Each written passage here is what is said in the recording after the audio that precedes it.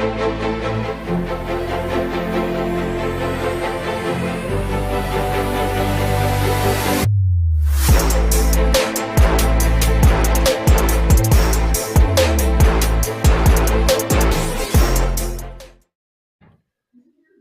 is going on, Woodward Bets Nation? We are back. Beer and Beastie in the house. Scott on his way back from the beach down in Miami. Should be back on the show tomorrow. But Beastie are here to break everything down here on a busy Monday in the sports world. Beastie, how we doing, buddy?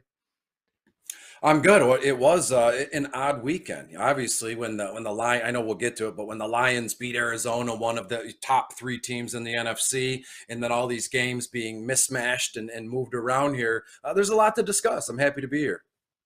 Yeah, what a crazy day in the football world yesterday. You mentioned, the Lions. We're going to get into that. Certainly a big win, great performance on both sides of the ball there. We also had Tampa Bay getting shut out at home by the New Orleans Saints last night. A crazy game I don't think anybody saw coming. We'll touch on that as well.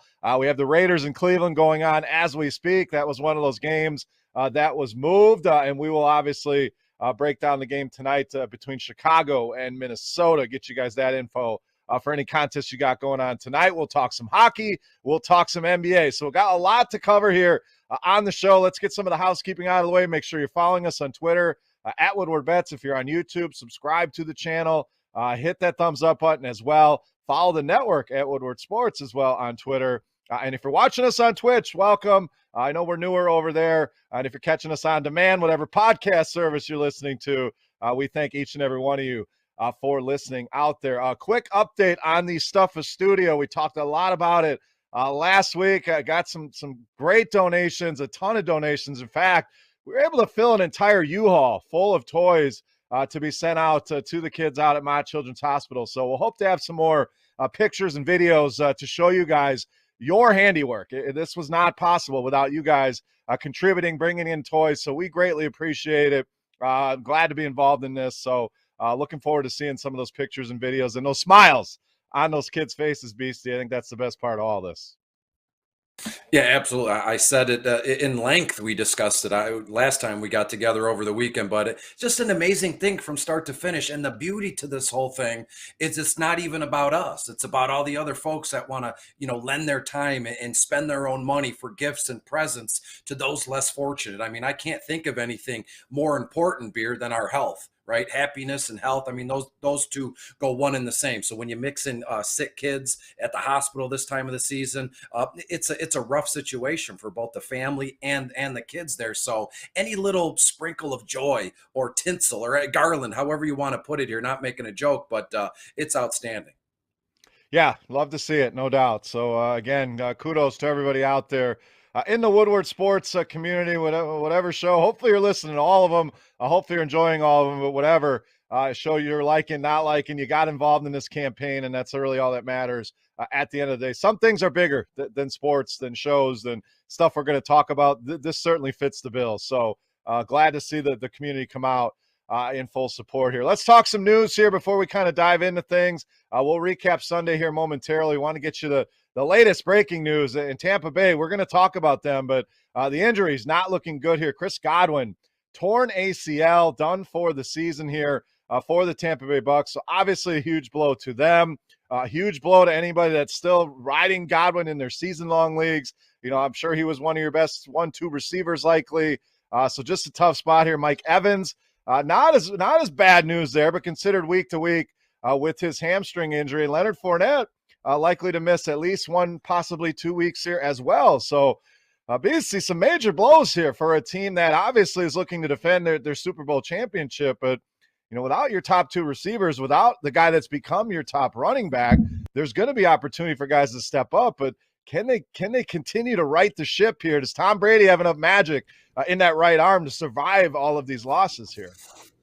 I'd be willing to bet on Brady riding the ship and having magic in his arm here. I mean, it's Tom Brady, it's Tampa Bay. As you said, they're going to defend their Super Bowl championship. But bigger than that, as you kind of alluded to here, it's the season of the NFL season has been so ridiculous and out of control. I mean, I've been watching NFL since I was a boy. I'm sure you have too. And I can honestly not remember a season that was this chalked with just nasty injuries, bad injuries to big star stud players. I mean, every week we're getting literally a handful of other, players that are just out and they're done. And now Godwin with his ACL. And when you look at Leonard Fournette, I obviously watched that game or a portion of it before it was a snooze fest. But Leonard Fournette, I believe he had 4 or 5 catches in the first quarter. He had a handful of catches in the first few minutes of this game here. So for him to be out and not able to travel or practice with Tampa Bay these next few weeks, that's tough sledding. But I'd like to think, in a way,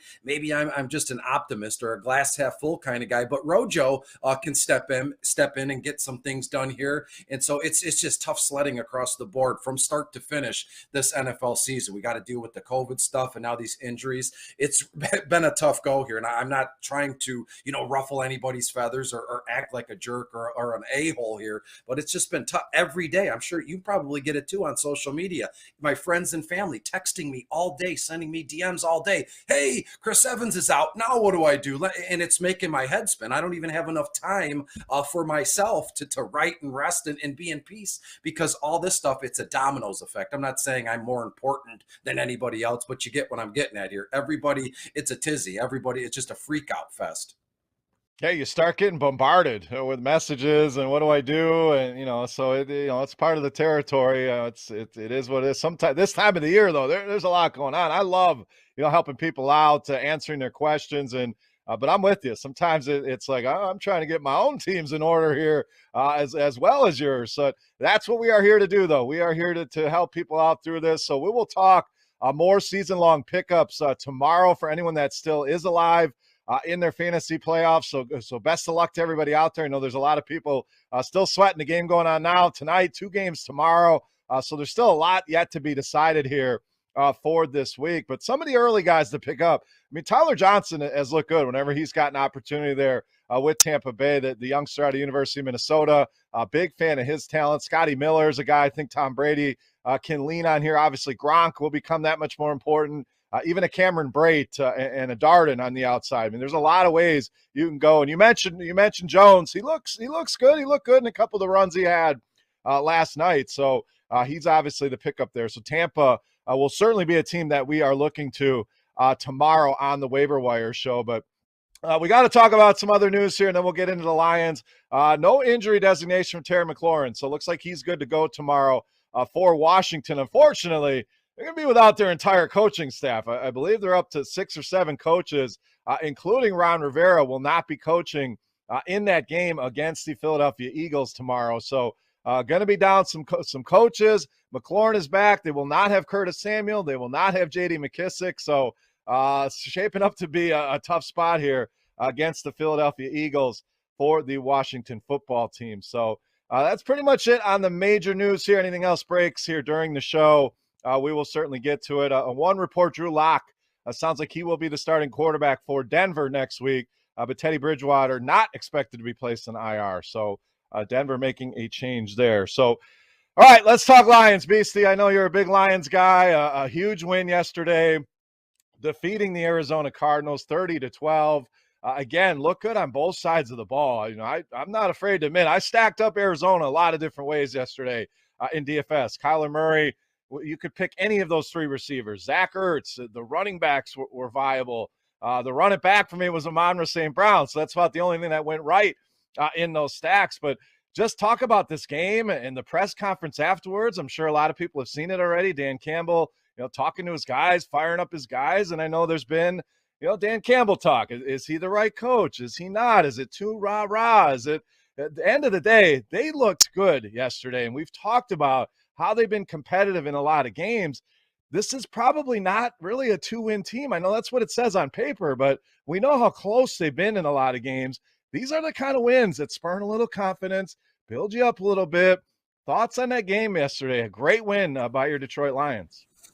Yeah, I have a lot to mention here, and I didn't even write anything down. I did no notes, no bullet points, so it's going to be all from the top of my head here, which makes it a little bit more interesting here. But with the Lions, in this game, right, I believe I mentioned to a few folks, along the way this weekend, and even a quick tweet out here that said the Lions, they have no business winning this game, but they will win. I mean, that's what the Lions always do. If you look back throughout the seasons, they beat the Patriots, and they were close with Kansas City last season. But fast forward to right now, this win here. The Lions looked outstanding. You can see on the graphic there below, Detroit blows out Arizona. Absolutely. The score was 30-12, but they dominated literally from start to finish. So much so, I don't know if you know this, Beer, or anybody that's watching this now, Arizona has refused to tweet out or mention on any of their social media platforms what the final score was. They haven't said, oh, no, Arizona loses a tough one in Detroit, 30-12. They haven't said anything, and they talk about being bombarded. The Arizona Cardinals social media team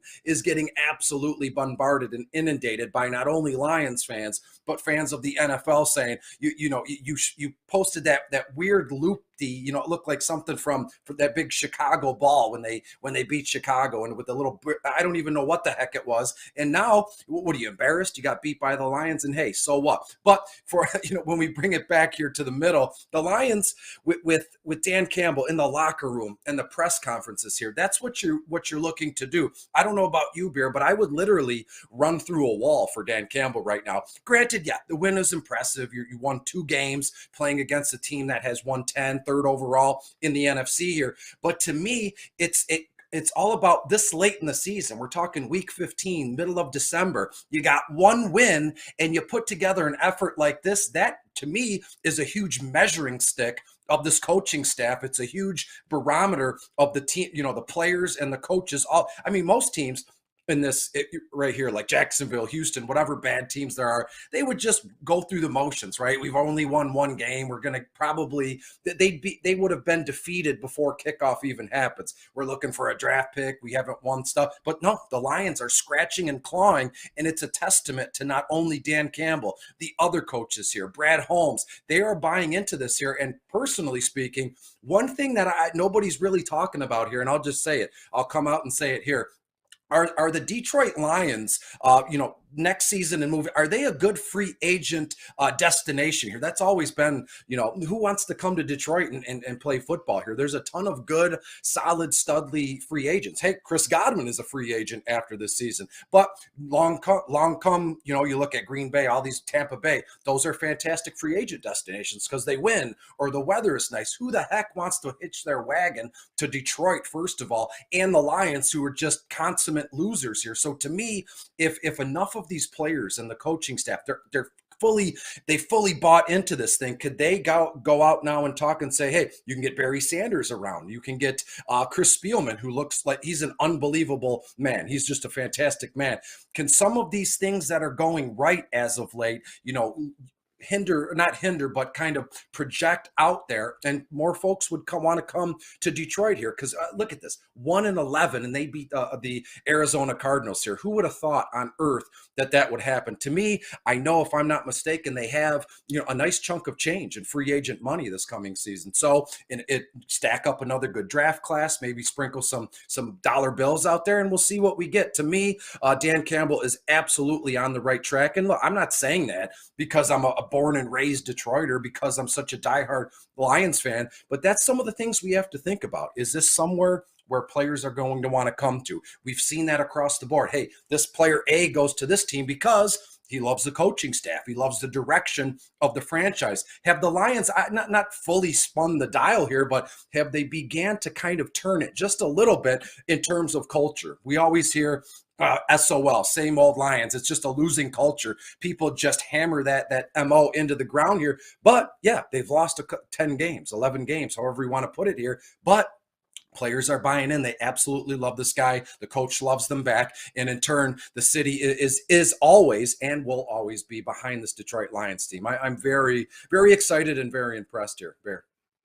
As you should. And the beauty of our show here, as far as the Lions are concerned, you're the optimistic Lions fan. Scott is more of the pessimistic Lions fan. And Lions aren't even my team. So I'm going to give you my viewpoint that's not shaded at all. And you mentioned that. And I don't think you are. Anything that you said, I agree with a lot of it. I think yesterday was a very pivotal moment for this team, for Dan Campbell. We've started to hear some talk. Is he the right guy? Should we start getting rid of him? Look, if you're going to rebuild, you need to take the long view of a rebuild. It does not happen in 6 weeks. It does not happen in 1 year. It does not happen in 2 years. Hell, it may take 5 years. And that's why they gave this guy the contract that they gave him. That's why they gave Brad Holmes the contract they gave him. You have to be willing to take the long view. So as far as free agents go, I don't see anybody wanting to come here. I think Jared Goff is, yes, he looked good yesterday. He's had his moments.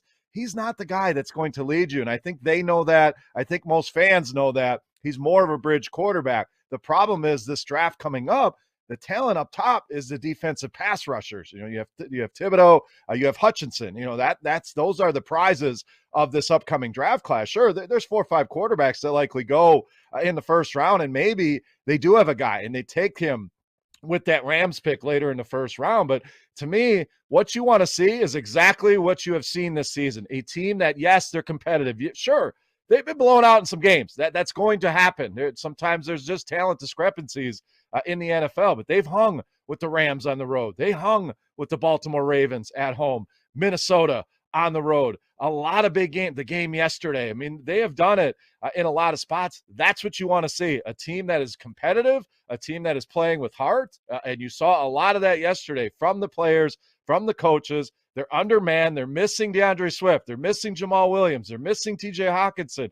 Those are probably your 3 best offensive players. They're not even playing in that game, and you still come out and you put a spirited effort on the table. How easy would it be for this team to just roll over and say, we won a game. Okay, we're done. That's it. Let's move on to next year. And I know a lot of the fans out there, that's what they want. That's fine. As a fan, you decide what you want to root for, what you don't want to root for. That's up to you. But we've talked about these are professional players. They're going to go out there. They're going to give it your all. And you saw that yesterday. You saw a very spirited effort. And that's the reason they were able to win this game. Now, can they continue to win games at the end of the season? We'll see, but it sets you up for success rolling into next year. And next year, you want to see that next step. That's probably to go from the 2, 3, 4 wins, however much they end up to probably near a 500 team. I think is the logical next step. Sure, you want them to make the playoffs. You want them to go on a run. But you have to temper expectations sometimes. The third year is when you really want to see, okay, we should be pushing for a wild card spot, a division title, and then you go on and on and on. So this 1 year, we got to get rid of Dan Campbell talk, I think is nonsense. You knew it was a rebuild. You have to take the long-term view. So I echo what you said. Yesterday was a huge step in the right direction for Dan Campbell and for this Detroit Lions football team. Absolutely. And you're right. What you said about, people are clamoring right after the last few games. Dan Campbell needs to go. He's not the right guy. That is one of the most asinine, just being a doofus that I can ever think of, right? You've given the guy 10 games, 11 games. He's got little to no talent around him, right? As you said, Jared Goff is a bridge quarterback. I couldn't agree with you there more. Use those first round picks in 2023 to get your guy. Me and Scott have talked about that in length here, but yeah, making the next right step. Heck, any of us every day make the next right decision, make the next right step, and see where it puts you here. And briefly, I also want to say that this last draft class between Dan and Brad, their first draft class together, you'll love to see some of these rookies kind of developing and looking good, on the fly here in a few weeks into the season, or 10, 11 weeks into the season here. So Craig Reynolds, what a bright spot he is. It's been joyful, right? As you and I, Beer, I'm sure I can speak for you when I say this. We play DFS every day. We do sports bets. We do all this stuff. So to me, yes, Lions long-term, we'll see what it is. But personally, it's on a game-to-game basis, slate-to-slate basis. And Craig Reynolds has made me a little bit warm and fuzzy because he's been outstanding. He's been such a humble dude, too, just tweeting and messages and even, after post-game stuff. And we go from there. He's just a good dude. And it's great to see someone like him have some, it's granted it's limited success, but we'll see. That's what you have to do as a successful football team. Tampa Bay is about to do it too. You have guys, your starters, your studs, whatever, they go out, it's next man up. You always hear that term in football. Never hear it in baseball, but it's always about football. Next man up, because that's why you have first string, second, third string, practice squad, because it's a rotating system here. So if Swift is out, Hawkinson is out, who is going to pick up the pace or pick up the load here and go from there? So personally, Craig Reynolds has been outstanding. I love it. I just love the idea. Maybe this is an ego thing, Beer, here, being from Detroit and being a Lions fan. I love when folks all over social media, or you see it in the newspaper elsewhere in other cities, they're talking about our players. And as it stands now, Craig Reynolds is a very hot topic. Heck, Shefty was talking about Craig Reynolds the last 2 weeks. So you got to love a little success story like that. Oh yeah, I mean, I love to see any guys coming out of basically nowhere. I mean, and to have success, and hell, he's been maybe the best running back in all of the league the last 2 weeks. So I know a lot of people say, oh, offensive line, you plug anybody in here and they can run, and maybe that's the case. You got to give the offensive line some credit as well. But great story there with Craig Reynolds. So we'll continue, obviously, to talk Detroit Lions on this show. We are a Detroit-centered show, a Detroit-centered network, but I wanted to give the unbiased, and not that your opinion is biased, but the outsider's take, and it is in lockstep with what you are saying. So glad to see the optimism here on this team. We'll get Scott's take tomorrow. I'm sure he's not buying into any of this, but again, that's the beauty of this. We have all different perspectives, looking at it from all different angles here. So let's talk that Tampa Bay game, the other shocker here on the slate, losing 9-0 last night to New Orleans. And BC, it seems New Orleans has the blueprint here to defeat this team. This is not the first time this has happened. I believe they opened last season with a big win against this Tampa Bay team. So why are they able to do it, and all the other teams in the league can't slow this offense down? I heard them talking about it on the broadcast last night. Like, this film is going to be, taken apart frame by frame. And what is presenting other team? I know he lost Godwin. I know he lost Evans. I'm sure that's a big part of it, but New Orleans seems to have the blueprint. Why are they the only ones that are able to slow this team down?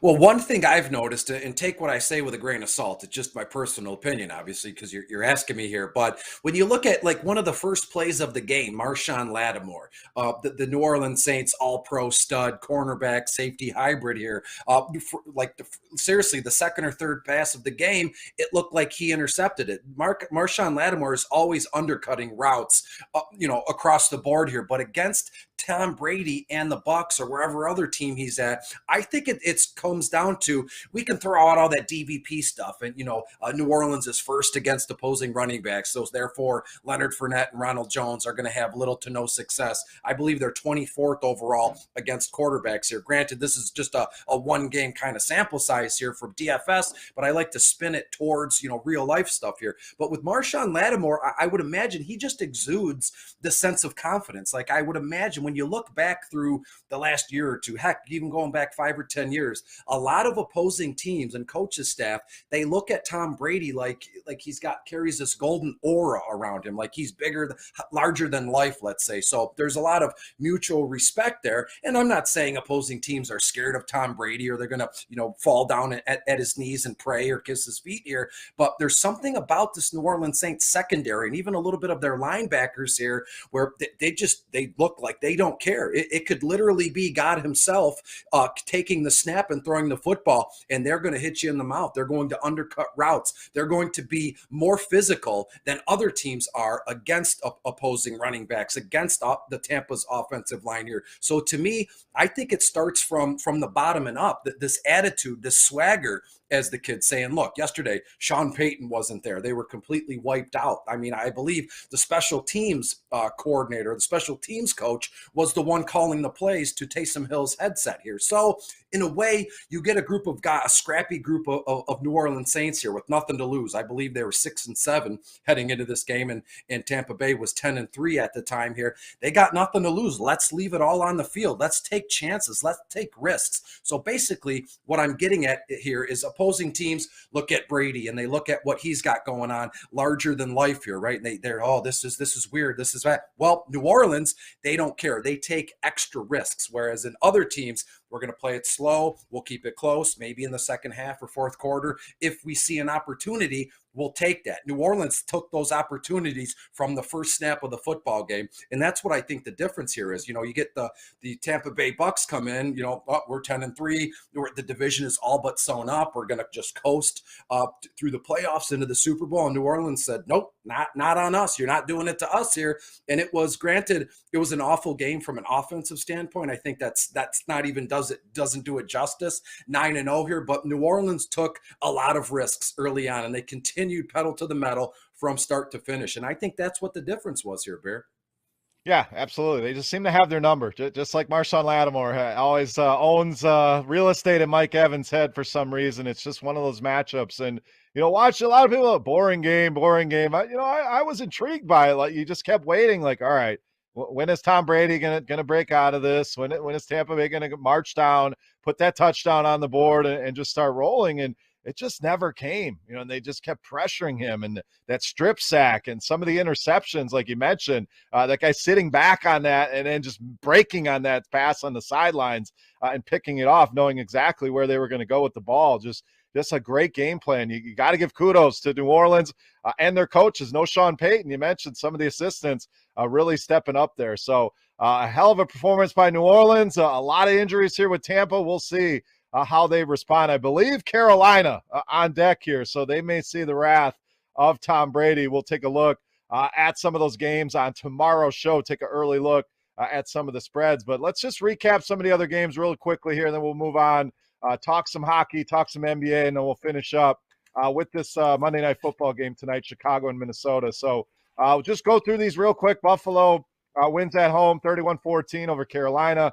No shock there. 2 touchdowns from Gabriel Davis. I know, Beastie, you've been a proponent of him getting some opportunity there with no Emmanuel Sanders. We'll lump in Miami and the Jets here. Miami survives. I thought they were going to roll. Was one of my best bets. The best bets yesterday were not great, so we will recoup and recover today. But Miami survives there. So a couple wins from 2 AFC East teams. Miami very much keeping themselves in the playoff race here at 7-7.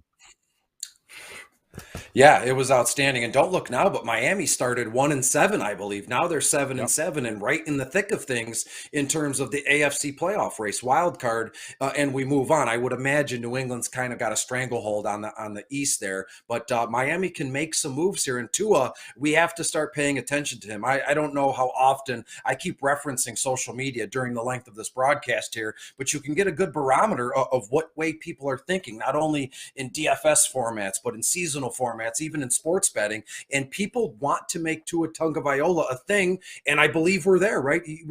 I've seen at least side-by-side graphics of Tua and right next to Patrick Mahomes, or Tua versus Baker Mayfield, things like that. And Tua has a little bit more, yardage and touchdowns and completion percentages on all these guys based on a small sample size. I believe it was only 12 or their first 12 or 14 games here, but people love to just pile on Tua, but he's doing well here in a situation where we didn't see coming. 1-7 to now 7-7. It's a great thing to see in a world of chaos here, especially the NFL with all this COVID and all these injury stuff. You're bound to have a flower come through the sidewalk crack and kind of blossom, and we'll move on. But Miami is that flower in the sidewalk crack blooming in the middle of Times Square right now. Yeah, I mean, they had a lot of high expectations coming into the season. They finished last season strong, and to start out like that, I know they've dealt with some injuries. Will Fuller officially out for the year. I think that to nobody's surprise here, but they'll get Jalen Waddle back. The defense playing well. I didn't see them giving up 24 points to the Jets here, but on a roll, no doubt. So next 2 games, we got Dallas winning easily, 21-6 against the Giants. Again, that Dallas defense, very, very impressive. Once again this week, they're moved up to number 2 in the NFC with some of the events that happened yesterday with Arizona and Tampa Bay. So no surprise that Mike Glennon can't put any points on the board. And then we'll talk Pittsburgh winning at home. Big win for them as well. 19-13 against the Tennessee Titans. Scott and I both like Pittsburgh in that spot at home, back against the wall. So they come out, they respond, kind of an ugly game. No one really to write home about statistically. D'Onta Foreman does go over 100 yards on the ground here for Tennessee. So Thoughts on either of these here, Beastie? Dallas with the easy win, Pittsburgh with the crucial win at home against the Titans. Yeah, everybody on earth knew that the Dallas Cowboys were going to kind of roll the Giants here. Granted, it's 21-6, so it wasn't that big of a discrepancy in points here. But when it comes to the Dallas Cowboys at this stage of the season, I just can't put my finger on their pulse, right? Their defense is outstanding. I guess that's a big enough pulse as I say it, contradicting myself in the same sentence as I'm talking here. But that defense is outstanding. Trayvon Diggs is playing outstanding. But again, he has he will get burned, right? He takes risks just like Marshawn Lattimore, and he'll intercept 2 passes in a game or one, and then he'll get burned for a 30, 40-yard touchdown here. So to me, Dallas is I'm not using the term wild card in the NFL sense here. They're just a wild card in general once we get into the playoff picture here. And I'm bringing up my notes in my phone, so when I look down, I'm not being rude, I promise you. And then when we get to Tennessee and the Steelers, talk about Tennessee. They started off hot. They were 9 and something like that, and they were just rolling,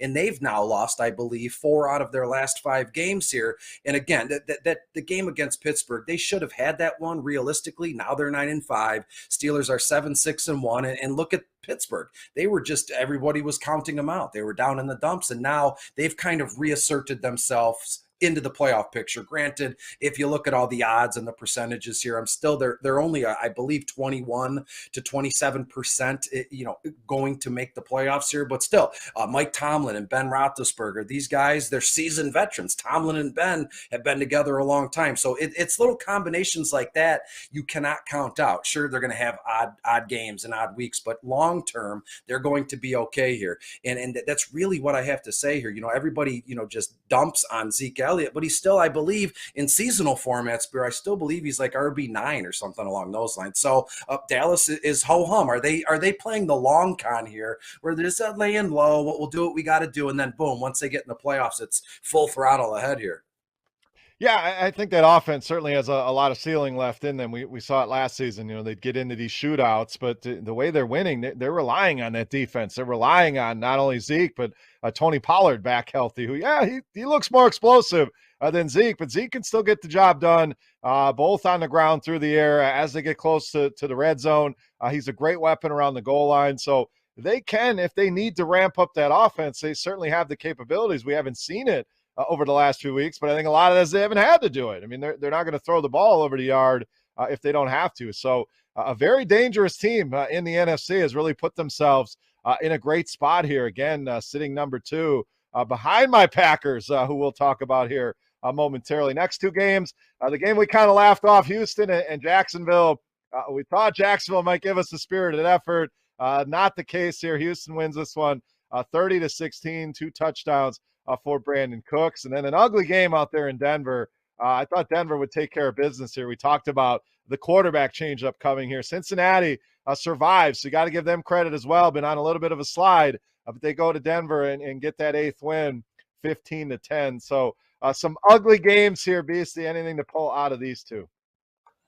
Yeah, I remember, I know I said it for sure, this Houston at Jacksonville game, it could have finished with a 0-0 tie. That was my big joke of the week or over the weekend on the broadcast here, just being a smartass. But the Texans, now that we're in a case here where not only in seasonal formats, DFS formats, and in real life, the Houston Texans, they have to make a decision here in terms of a quarterback, right? Deshaun Watson. I know this isn't the place and time here, but I'll be brief. Deshaun Watson will probably be gone. They've given this kid, Davis Mills, a look. I wouldn't say extended look, but they've given him a few starts here. In the last 2 weeks, he's put together 5 touchdown passes in the last 2 weeks. I think it was just over 200 and something odd passing yards here. But Davis Mills, has he settled in? Is he starting to find his form as a rookie here for that team? Is he the quarterback of the future for Jacksonville? It doesn't look good. He's not a first, second round pick, but Davis Mills might be able to kind of parlay this into a starting gig in Houston next season if Deshaun Watson is gone, if he makes it through, this draft class, what Houston does here. And then when you look at Cincinnati and Denver here, Cincinnati, that was a tough win. That was a good win for this team. People look at Cincinnati, I would imagine, tell me if I'm wrong, in my own little circle here, people look at Cincinnati the same way as they look at the Lions or the Jets or even the Cleveland Browns here. But now Cincinnati 8-6, and they're doing their thing. And I will say this from a personal note here, through all my years watching football, I'm not not kidding when I say this, Beer. When Cincinnati is good and they're pushing for the divisional lead and they're making the playoffs, I think the NFL is just a better place for a few reasons. Cincinnati is Cincinnati. They remind me of the Lions. Not only that, but it's just a great football city, and I would love to see Cincinnati make some noise here in the playoffs.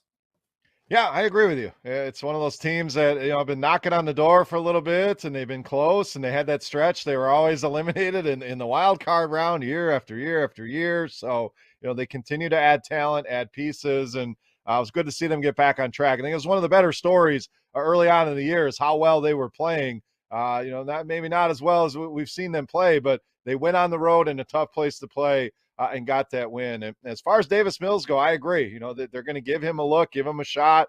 It'll make it a little bit easier for them to try to move Deshaun Watson if they do have somebody they believe in. And for him not to be a first-round pick and be playing as well as he has, he's got a couple more games to earn that spot. So I don't think we've seen the last of Davis Mills so far this season. All right, last two games here to recap for the week. San Francisco rolling away 31-13 against Atlanta here. Jeff Wilson, 110 yards and a touchdown. And, of course, my Green Bay Packers surviving. I was at the Detroit Zoo last night with the family, a bunch of cousins, the kids, and, we're walking around checking out the lights and doing our thing. And I look at the score. It's 31-17, Green Bay. 9 minutes left. So, Beastie, I'm feeling good. I don't need to check it anymore. They can't possibly blow this game. So we're walking around, and somebody out of somewhere, in amongst the crowd, must have been another Green Bay fan walking around. Baltimore's about to win the game, and I almost lost it. Like, what, you messing with me here? And turns out they get that last touchdown, and they go for two, and they don't get it. So Green Bay survives there. So find themselves in the number one seed in the NFC. I'm certainly happy about that for a lot of reasons. If everything had to come through Lambeau, you get the bye week. An extra week for Aaron Rodgers to rest his toe. So a big win there for Green Bay. They survive, and a big win for San Francisco against the Atlanta Falcons. Yeah, I'll be brief with the San Francisco-Atlanta game here. Deebo Samuel just continues to make a case to being like the ultimate Swiss Army knife here. Granted, if you say the name Deebo Samuel, what's the first thing you think of? Oh, he's a wide receiver that has had some health issues and cannot always stay healthy. But guess what? He's putting it all together this year, and he's even more dangerous as a running back out of the backfield than he is a wide receiver. And that's even crazy to say out loud because he's just been unbelievably outstanding as a wide receiver, but just as equally good as the running back here. And when we look at your Green Bay Packers here, I want to say, since we're here, we're broadcasting, we're live, I like you. I consider us friends here, unless I'm wrong, Beer. And I'm happy for the Green Bay Packers and you, any of the Green Bay fans here. I mean, Aaron Rodgers and the Green Bay Packers have just continued to lay waste to the NFC North here. But when you look at this game, personally, Aaron Rodgers doing Aaron Rodgers things. What do you have? 3 touchdown passes, almost 270 passing yards.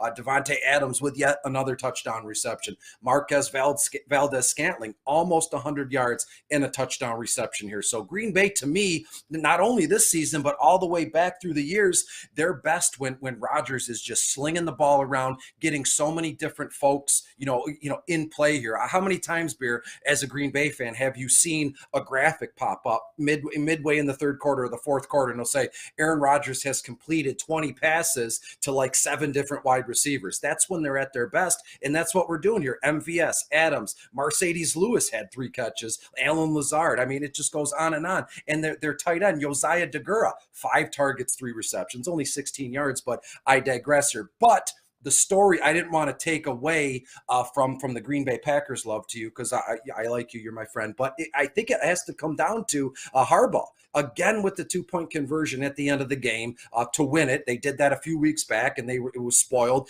They didn't make it, and Harbaugh did the same thing again yesterday. Extra point, it's good, and boom, you go to overtime, and we play on. But to be fair with you, I love the call. Win or lose, that's a decision that I'm almost certain his players will back him up. They want to win. How many folks do you know, or excuse me, in professional football, these players go to war every day, every week, every Sunday here. And I know not a lot of people say it in terms of broadcasters like us, but even professional football players, they don't like the game to come down to a kicker after all their hard work on the field, in the trenches, running. And, they don't like the game to come down to a kicker, which it could have very easily in this game had it gone to overtime. So I would imagine Baltimore is going to be okay. Tyler Huntley's been awesome to watch. He's just exciting. You talk about, I mentioned Tyler Heineke the last few weeks, nothing to lose, no chip on his shoulder here. What about Huntley here? He's got nothing to lose. He knows he's not the quarterback one there. This is Lamar Jackson's job. So when it's the starting gig is thrust upon him, this kid just goes nuts. He goes wacky. And he had 73 yards rushing on 13 carries, or 2 touchdowns on the ground and 2 touchdowns in the air off of his arm here. So Tyler Huntley, unless I'm crazy, unless Baltimore wants to pay him, more money than usual to be a backup here, Huntley might get a starting gig somewhere next season, and we'll see what he can do. So happy for Green Bay. You've laid waste to the north plenty. So what's one more season, huh? Absolutely. So a few things there. Yes, of course, we're friends, man. I love doing these shows with you. So we appreciate all you do here at Woodward Bets. But how about Huntley, QB1 of your Detroit Lions? What thoughts on that? Have you seen enough to believe in him as maybe a franchise quarterback here? I wouldn't mind that. To be honest with you, I get envious. It's one of the 7 deadly sins, envy. If you have a lot of that in you, you're bound to go down a wrong path here. But Huntley has looked outstanding, and I've been envious of other teams with very mobile quarterbacks. Jalen Hurts, Tyler Huntley. I mean, and the list goes on here. I think most teams in today's day and age, being 2021, you look at Dak Prescott or you look at Patrick Mahomes, they have a lot of success because these quarterbacks, they can extend plays. They can roll outside the pocket. They can throw sidearmed or laying parallel to the ground like Superman. So to me, most often, it just opens up a bigger portion of the play scale, of the play slate, when you have like an RPO kind of quarterback, run pass option here, and you leave it all in the quarterback's hands here. So can you imagine a Detroit Lions offense with Swift, with TJ Hawkinson, and a guy like Huntley, who other defenses are going to have to really press and be honest with? It's going to leave Swift open in some cases. It's going to leave TJ Hawkinson, Amon-Ra St. Brown. So yeah, Tyler Huntley to Detroit would be outstanding. And then they could use those first round selections to build elsewhere. I'm already talking like Huntley's the quarterback here. See what you did? I just want to bring it. That's the beauty of having the this platform, these kind of shows. We get to talk about this stuff and throw it around and think about it. And who knows if that's even in their thoughts or comes to fruition. But something I wanted to see, how excited you are. I think it makes a lot of sense. I don't know, what the contracts, things like that look like. Obviously, there's a lot more to it. But your other point on the 2-point conversion, I agree completely. And it's not just because it benefited my team. I prefer the more aggressive coach. I prefer the guy that doesn't want to put it back in Aaron Rodgers' hands. How many times have we seen Aaron Rodgers get the ball in overtime and the game is over? And sure, you could win the coin toss and you could certainly win it in overtime. And the old rules are at home, let's play for overtime, on the road, let's go for the win. But I don't mind it. And unfortunately, a fan's perspective, if he doesn't get it, what are you doing? You're a knucklehead. You're a bonehead. Kick the extra point. If he gets it, though, you're the smartest coach of all time. So it's just one of those, what have you done for me lately? Unfortunately, it hasn't worked here in 2 of the last 3 weeks for this Ravens team. But I agree with the call completely. You go down, you score, you have all the momentum set, you set up your best play. Unfortunately, it just didn't work. And as far as Green Bay, like what I'm seeing right now, Aaron Rodgers' toe is certainly a concern, but let's not forget that they're missing their 2 best defensive players in Jair Alexander and Zadarius Smith, who will be back soon. So that defense playing much better than I expected them to. Rodgers playing at a high level. You mentioned him spreading the ball around. You have multiple running backs you can go to. You get those 2 studs back defensively. They're certainly going to be a team to be reckoned with. So excited as we head down to the stretch here of the playoff run. But let's talk some hockey for the people. Not a lot on the docket, but we got you on the show. We want to get your thoughts here. Just a 2-gamer. We've seen a lot of cancellations. Teams shut down. I know the Red Wings are going to be on a little bit of a break here, but there's still a little gleaming light here. Still a little bit of hockey that we can talk about here tonight. So quick thoughts on the small short slate here tonight in the NHL. Yeah, sure. If there's hockey to be played, you can bet if I'm on Woodward bets that day, I'll discuss it. Columbus Blue Jackets go to Buffalo. Puck drops at 7 p.m. and then Minnesota at Dallas at 8:30 p.m. As I said, in Dallas here. So of these four teams, I'd like to think I do my best work when it's smaller slate. Two games, after hour slates, it's normally two games, four teams here. But of this whole thing, it's pretty easy peasy. I'm going to want to stack a lot of Columbus Blue Jackets first line, which is two centers, Alexander Texier, Cole Sillinger, all first line, all first power play unit, very cheap, under $5,000 for each one of those. And then Oliver Bjorkstrand, $6,000 on FanDuel, first line, first power play unit. And then when we look over to the Minnesota at Dallas game, Minnesota has been a target of mine all season, but so has the Dallas's first power play unit, which consists of Rube Hintz and Jason Robertson, Joe Pavelski, John Klinkberg, and Ryan Sutter. Ryan Sutter, two defensemen here. But in this game, I would have no issue stacking up Minnesota's first line, Ryan Hartman, Kirill Kaprizov, and Matt Zuccarello, all first line, all first power play unit, and then run it back with the other game, the Columbus Blue Jackets first line here.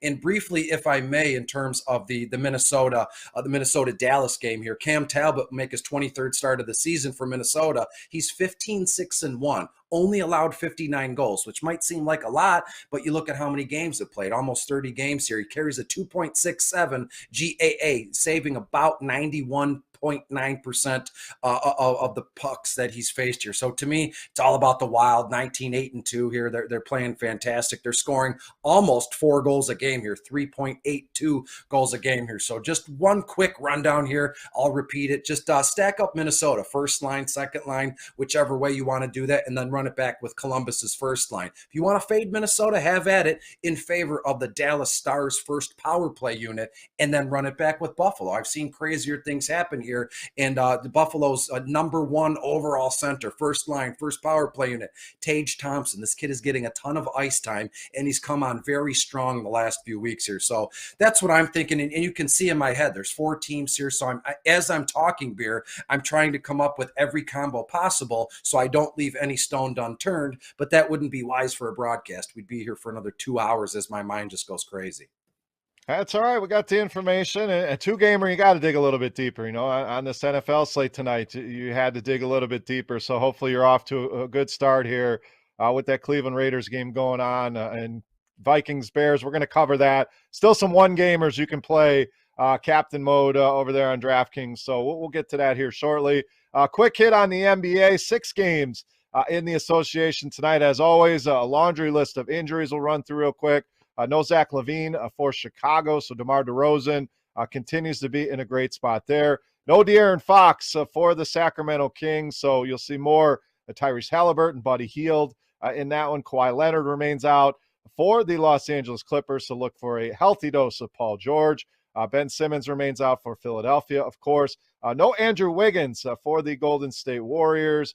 John Wall remains out for Houston along with Kevin Porter Jr., no Jalen Green, no Al Horford for the Boston Celtics here tonight. Gordon Hayward, doubtful for the Charlotte Hornets in this one. And we're waiting on Paul George news. We'll see if he's able to give it a go here today. John Morant, surprisingly questionable here today. He's been out for quite some time, so good to see him upgraded. I don't know that you see him back tonight, but it means he's getting close. And, of course, questionable tags on Joel Embiid and Jason Tatum. So missing a lot of big-name players here in the NBA. So quick thoughts on some plays. I think some high-end plays you can look to if Embiid is in there. I love him against Boston without Horford in there. We know Horford, a pretty good interior defender. So Embiid becomes one of the primary spends on the slate, along with Steph Curry against the Sacramento defense. Golden State projected for over 117 points in this one, so you can always lean on Curry. Mid-range, I do like Halliburton and Hield without De'Aaron Fox. They're going to have to score against this Golden State team. Chicago, a team you can look to with some value with a guy like Javonte Green playing some big minutes there, or Vooch on the high end. Alex Caruso, another value play there for the Chicago Bulls. So those are some quick thoughts in the NBA. Again, make sure you're paying attention right up until lock to get to all of the latest injury news, COVID news, like any other sport. Things are constantly happening. Don't lock those NBA lineups in too soon. Lock coming up here momentarily. So make sure you have the latest information. So basically, let's talk about this football game tonight before we get out of here. We're going approaching an hour here on the show. We got Minnesota and Chicago in the nightcap here of this game.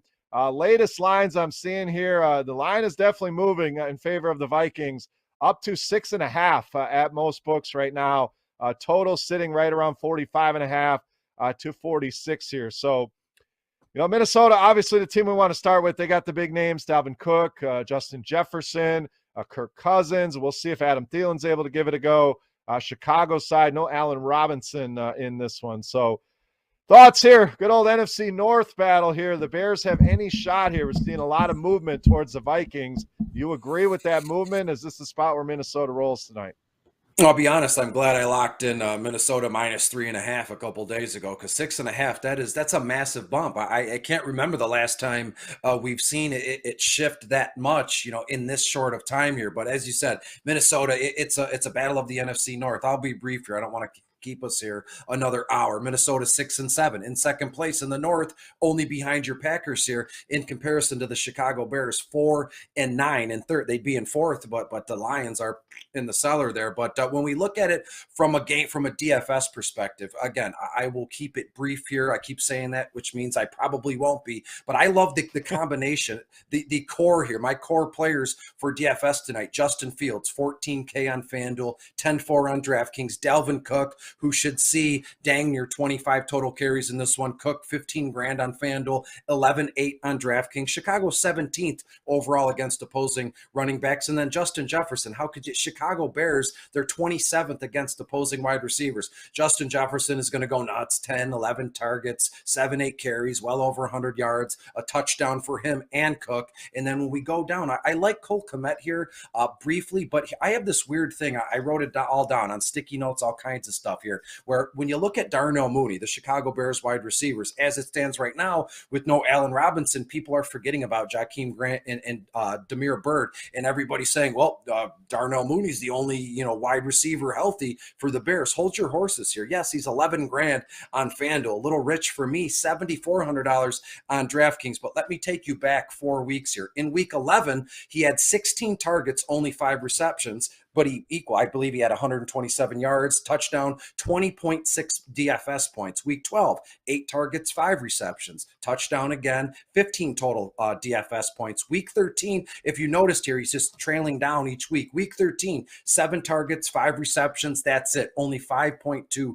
DFS points. In week 14, 5 targets, only 1 reception. He only got 2.4 DFS points on FanDuel, at least here. So if you're going to spend 11 grand on Darnell Mooney, then God help you. I don't want anything to do with it, because I'm going to pivot to both Jakeem Grant and Damiere Byrd here. Grant, 7 grand on FanDuel, only 5 grand on DraftKings. Damiere Byrd, 6,500 on FanDuel, $4,600 on DraftKings. And Jakeem Grant has been electric the last 2 or 3 weeks, returning kickoffs and punts here. And again, I believe he's kind of put himself somewhere where, Justin Fields, as a rookie kid, we're going to manufacture plays for Jakeem Grant behind the line of scrimmage, get him in space. So to me, if you want Darnell Mooney at 11 grand on FanDuel, have at it. I'm going to stack up Jakeem Grant and Damiere Byrd against you at about $2,600, a little bit more, but that's the way I'm going this evening, Bear. Yeah, I love the Grant play. I saw somebody put in a bet is that game against Green Bay. It was a 2-team anytime touchdown bet, and it was very simple when you think about it. It was Jakeem Grant and the Chicago Bears defense special team anytime touchdown scorers. Well, guess what? He takes a punt return to the house. You knock out both of those in one. So it's a long shot, no doubt, but even in fantasy, we talk about the old double dip where not only Jakeem Grant, and yes, Minnesota projected to win this game, but I don't mind pairing him with the Bears defense and maybe capturing some of that, the double points on that. So I just thought it was a genius bet. I don't know why I never thought about it. I've used that in DFS, but won somebody a lot of money on that bet. But I agree, Minnesota likely in a good spot. I feel like I've missed the boat on the spread, though. It's all the way to 6.5, like you mentioned. I wish I could have got in there sooner, but as far as the Bears, 4-9 against the number this year. So not only 4-9 record, but 4-9 against the spread as well. 2-8 against the spread their last 10 as an underdog. So not good favor there for them. 3-7 against the spread in their last 10. And the under is hitting 7 of the last 10 against Minnesota here in Chicago. So a few of the trends I've seen in this game. I agree with a lot of what you said.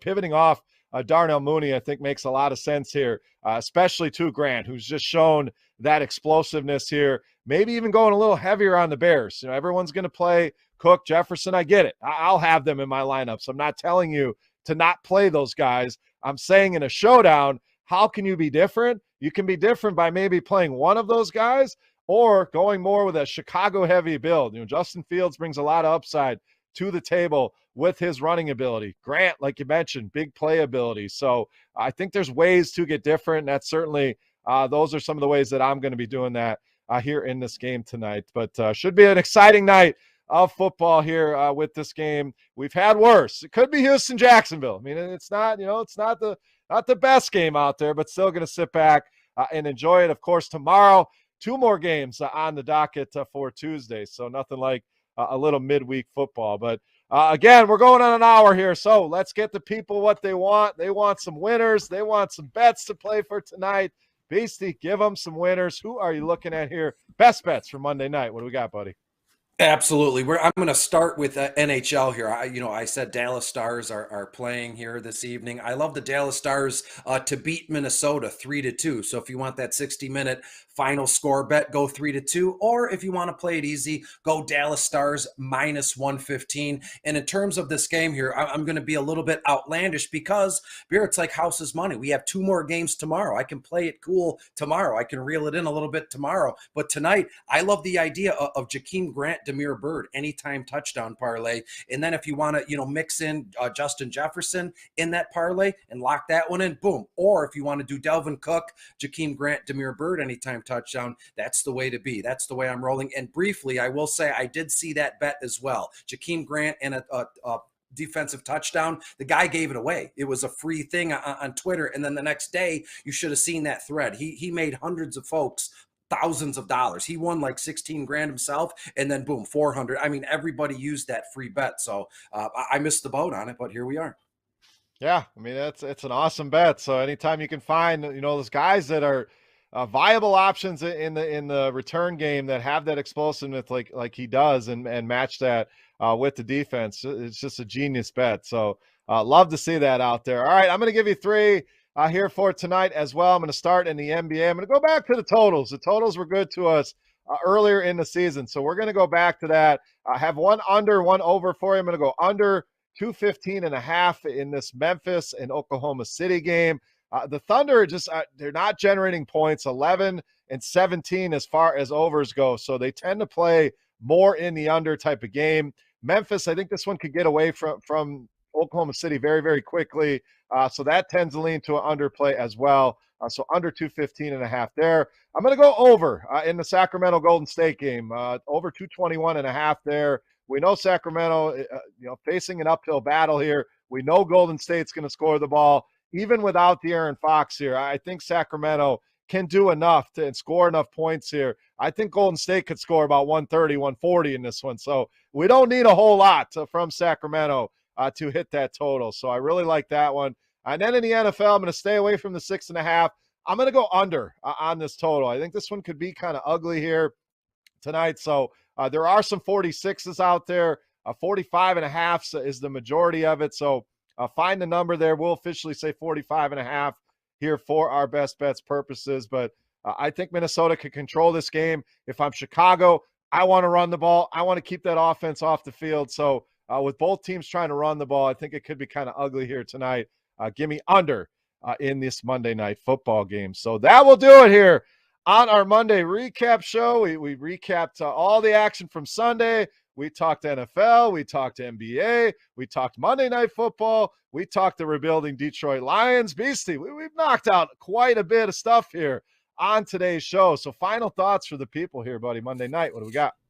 Yeah, sit back, rest, take it easy. We got a doubleheader today. One game is already playing live as we're talking here, and then we got another one to follow, Minnesota at Chicago. And just when you think yeah, there's nothing to look forward to, we could do it all over again tomorrow on Tuesday, baby. Thanks for having me. Absolutely. Appreciate you being here. Scott should be back tomorrow, and we will recap everything we saw in the NHL, NBA, and NFL. We'll take a look at some waivers for those still going on in their season long leagues. We'll look at those football games for Tuesday night, break down anything in the NBA as well. And of course, our best bets to wrap up that show. So thank you so much, wherever you are listening, however you are listening. We appreciate each and every one of you. Make sure you're following our Twitter page at Woodward Bets. Follow the network at Woodward Sports. For my boy Detroit Beastie, for our boy Spencer behind the glass, I am Beer. We are Woodward Bets. Enjoy the games tonight. Best of luck with all of your bets, and we'll catch you tomorrow.